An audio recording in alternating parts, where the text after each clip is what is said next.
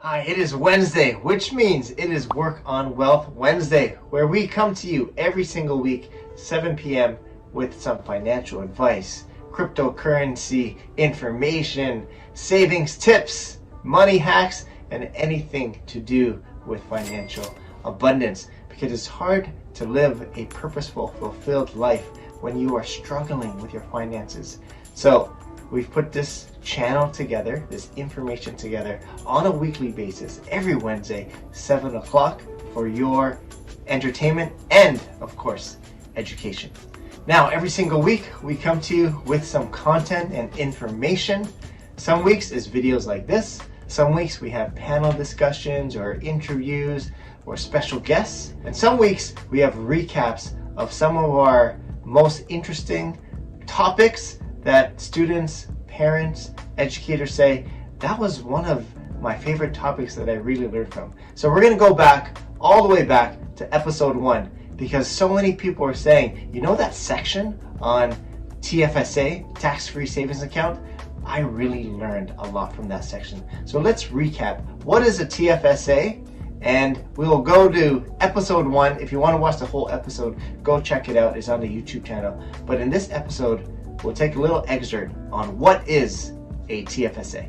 So, what is a TFSA? The TFSA stands for Tax-Free Savings Account. It's actually a Canadian savings account that is registered with the CRA. So, just as its name implies, everything you earn from the account is actually tax-free. So, all the interest and all the capital gains you earn from assets like stocks, mutual funds, or GICs, don't worry if you don't know any of these things. We'll get to them in later episodes. All of that is tax-free. Okay, so let's say, for example, you deposit $10,000, right? You buy some crazy stock and it balloons to $100,000, all right? All of that money, all of that earned capital gains is actually all tax-free, right? So you may be thinking, why don't millionaires just put all their money in there and just make millions of dollars? Well, there are some conditions. First, you got to be 18 years old to actually deposit into a TFSA.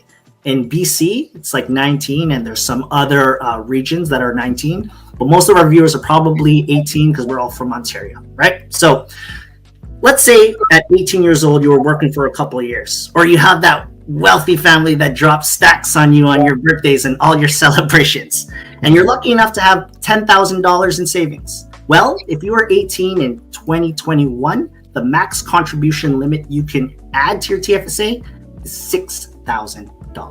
Okay? Anything you contribute over that $6,000, subject to penalties and taxes. Okay? For adults, if you were at least 18 in 2009 when the account started, this year in 2021, the max amount you can contribute is $75,500. All right? This leads me to another unique feature of the TFSA is that the contribution room accumulates over years. All right. So if you don't have the money to contribute this year, don't worry. It doesn't go away. That $6,000 adds to your next year. All right. For all you math geniuses out there who multiplied 6K by 12 years already, the contribution room wasn't always 6K. 1 year it was 5,000. A couple years later it was 5,500. 1 year it was actually 10,000, then dropped back to 55, and then now 6,000.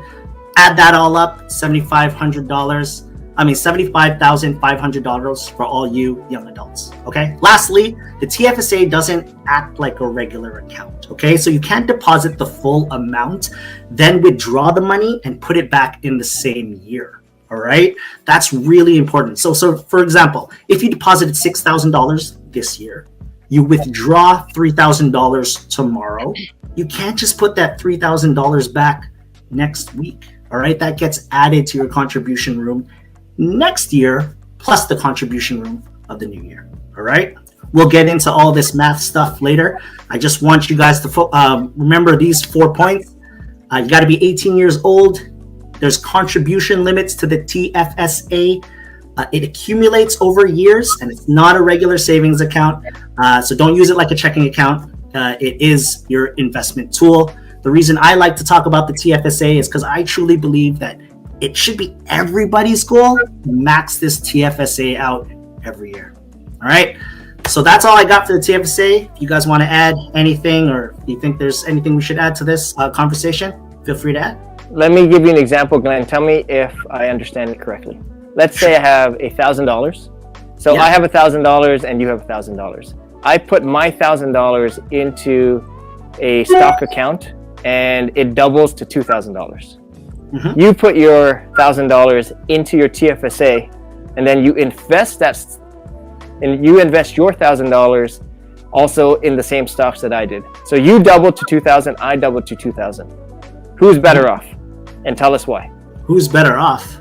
Sorry? Yeah, so we both made $1,000 in the stock market with our TFSA.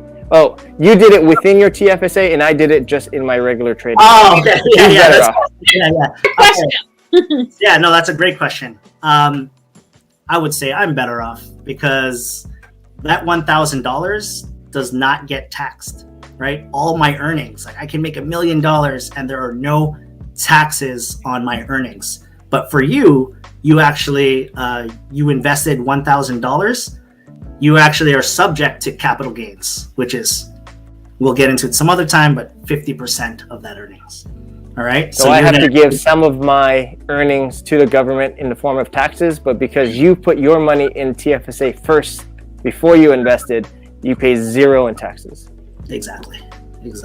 So you would lose some money to taxes, where I get to keep all my capital gains. So before we move on to the next topic, Tess, you were telling us the other day that the term TFSA should actually be renamed rather than a tax-free savings account because it kind of confuses people. Can you enlighten us why you think it shouldn't be called a TFSA?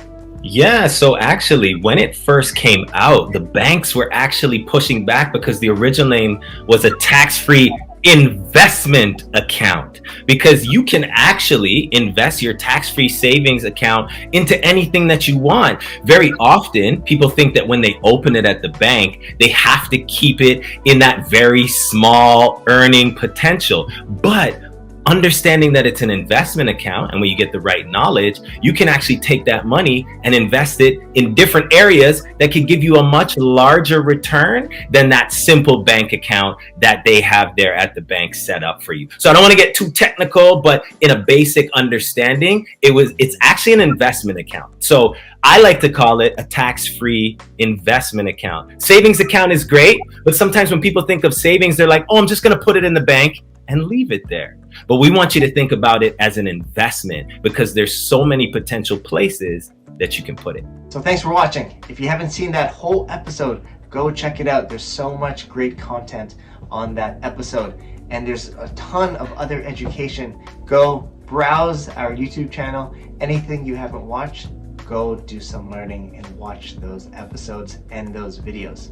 Next week, we have a special live panel discussion answering your questions. So make sure to do 2 things. 1, if you have a question, go to the YouTube description, click the link, post your question, and we'll make sure to take time to answer it. 2, join us next Wednesday, 7 p.m. for Work on Wealth Wednesdays. But until then, stay safe, God bless, and keep learning.